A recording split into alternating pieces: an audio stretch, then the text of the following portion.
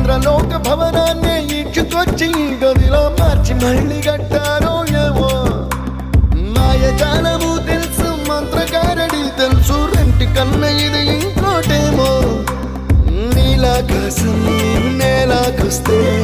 ఇట్టాగే ఉంటాదో ఏమో ఈ సంతోషం దాచాలంటే